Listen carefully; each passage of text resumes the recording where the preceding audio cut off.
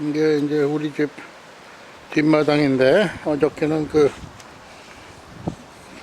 아주 눈도 오고 이상한 날씨여서 참 고생했습니다. 네. 이렇게 나무가 큰 게 있는데, 우리 집에는 글쎄 이게 이 나무는 한 50m 정도 되는 소나무인데, 우리 집 전 주인이 이사 왔을 때 처음으로 심은 나무라고 합니다. 그러니까 한 80년 정도 된 나무죠. 이 나무 솔방울인데 손만합니다. 제 손만해. 솔방울 사이즈가. 뭐 이런 게 이제 어저께 바람이 막 워낙 불고 눈보라도 치고 그래가지고 다 떨어도 이제 꽃이 피려고 맺혔습니다. 장미도 좀 피겠는데 장미는 잘 안 돼요. 저희 집은 이상하게. 꽃꽂이를 하려고 그러고, 이 화분에 심은 베고니아들 어떤 건 비실비실거리고 어떤 애는 잘 되고 그러는데, 요거는 무궁화입니다. 우리 집에는 무궁화가 많이 있습니다. 그래서 일부러 이게 내가 왔을 때 많이 쳐내고 제일 큰 거 하나를 남겨놓은 게, 그래도 한국 사람이니까 무궁화 하나는 갖고 있어야겠죠. 그래서 이렇게 돌아오면 앞마당이 되는데, 앞마당에는 이제 얘네들이 꽃망울이 아주 잘 맺혔죠. 그리고 이 베고니아는 지금 심어놨는데 아직 잘 안 피네요. 그래서 제가 미라클 그로우, 미국의 꽃 피게 하는 그런 비료죠, 일종의. 미라클 그로우를 줬고, 얘네들은 철쭉이고, 근데 세 그루가 있는데 한 그루만 잘 피고 두 개는 좀 시원찮습니다. 얘는 뭐 이제 이 하얀 꽃이 피는데 뭐 이러면 모르겠습니다. 근데 그 하얀 꽃이 너무 향기가 짙어서 한 2주 동안은 그냥 아주 그냥 진한 향기를 맡을 수 있죠. 저 소나무 전나무는 제가 이사 왔을 때 처음 심은 건데 잘 크고 있네요. 이쪽 거는 좀 비실비실한데, 이게 저희 집 제가 노는 서재, 지금 저 앞에 보이는 게 입니다. 일요일 아침이라 길거리에 사람이 하나도 없습니다. 지금 이제 늦잠 자고 일어나서 조금 있으면 브런치 먹는데, 저는 뭐 매일 재택근무 하다 보니까 6시 전에 딱 깨니까 지금 8시 반밖에 안 됐는데 벌써 뭐 밥 다 먹고 뭐 이 일 저 일 다 하고, 그리고 지금 나와서 좀 바람을 쐬고 있습니다. 오늘은 여기 뜰에 앉아서 따뜻한 봄볕을 쏘면서 미국에 살아서 좋은 점 그리고 나쁜 점을 생각해 봅니다. 오늘은 일단 좋은 점을 먼저 생각해 보고요. 그리고 또 뭐 기회가 되는 대로 나쁜 점도 생각해 보죠. 참 5월 중순인데 벌써 날이 빨리 가네요. 그래서 미국에 살아서 제일 좋은 점은 뭐니 해도 남들 눈치를 안 본다. 정신적으로 아주 편안하다. 한국에 있으면 뭐 누가 차를 바꿔도 신경 써야 되고, 누가 새 옷을 사도 또 부러우면 지는 거다 뭐 이래가지고 또 따라 해야 되고, 그런 경향이 심하죠. 저는 여기서 슈퍼마켓 갈 때 잠옷 입고 가는 적도 많습니다. 귀찮으면 그냥 잠옷 입고 갔다 와서 잠옷 빨아버리고, 뭐 그리고 뭐 정말 학교에 갈 때도 특별히 뭐 남의 눈치 안 보고 뭐 턱시도를 입고 가는 날도 있고, 내 기분에 따라서 그렇게 살 수 있다는 게 참 좋은 것 같습니다. 두 번째라 그러면 글쎄요, 한국은 경쟁이 심하잖아요. 그래서 회사를 뭐 좋은 회사를 들어가고 좋은 대학을 졸업해도 그게 아무런 그런 뭐 보장해 주는 게 없는데, 미국에선 자기만 성실하면 대학을 졸업했다 그러면 취직은 다 되는 거고, 또 거기서 열심히 하면 올라갈 길도 생기고, 또 좋은 대학원도 갈 수 있고, 또 좋은 대학원을 나오면 그 다음에 이제 더 높은 곳으로 올라갈 가능성도 크고 하죠. 대표적인 인물이 전 대통령이었던 오바마죠.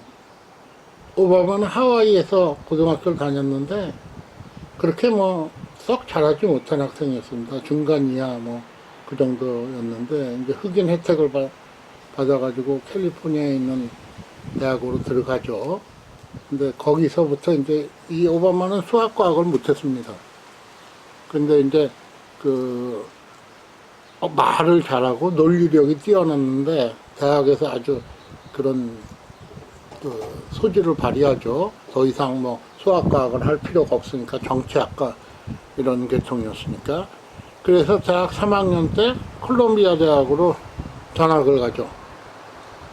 콜롬비아 대학을 졸업하고 나서 하버드 법대에 진학을 하죠. 하버드 법대는 한국에서 하버드 대학의 공부벌레들 할 때 그 학교가 바로 하버드 법대죠.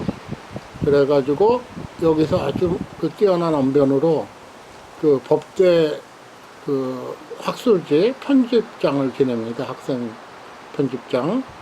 그래가지고 거기서부터 눈에 띄어가지고 벌써 그 하버드 법대에 있을 때 하버드 동창회에서 걔는 미국 대통령으로 키우자 이렇게 아예 얘기가 됐다 그러죠. 실제로 그 오바마가 그 출마를 망설일 때 그 뒤에서 후원해주던 하버드 동창회에서 너 지금 아니면 기회가 없다. 우리가 밀어줄 테니까 나가라. 그래서 그 자기 진로를 정했다는 얘기도 있죠. 하여간 어떻게 됐든 백인 사회에서도 얘가 하버드 법대 출신이라는 것 때문에 표를 받을 수 있었죠. 근데 그 시작은 정말 고등학교 때 보면 한국의 뭐 지방 고등학교에서 한 중간 정도 가는 애가 나중에 뭐 서울대학 법과대학원을 수석 졸업한 꼴이 돼버렸으니까요. 그리고 미국 대통령까지 되고 그 전에 상원의원도 하고 이렇게 올라갈 기회가 있다는 거죠. 그래서 너무 일찍 자기 장래가 벌써 중고등학교 때 성적으로 정해져 버리는 한국과는 그런 면에서 좀 다르다. 그 다음에 세 번째 장점이라 그러면 무엇일까요? 세 번째 장점이라 그러면은 아무래도 노후가 안정돼 있다 이거겠죠. 한국 이민자들이 대부분 그 자영업을 하다 보니까 그 노후에 대해서 별로 신경 안 쓰고 생기는 돈 다 쓰고 그냥 그런 경향이 심합니다. 그래서 뭐 의료보험도 안 들고 그러니까 한국 가서는 큰 미국 보험은 뭐 사람 잡어 뭐 이러면 또 그게 한국 신문에 보도되고 그런 것도 있는데 미국에서 평범하게 사는 사람들 월급 받고 세금 내고 또 미국은 모든 소득에 대해서 그 두 가지 세금을 받습니다. 하나는 소셜 시큐리티, 다시 말해서 그 국민연금에 해당되는 세금이죠.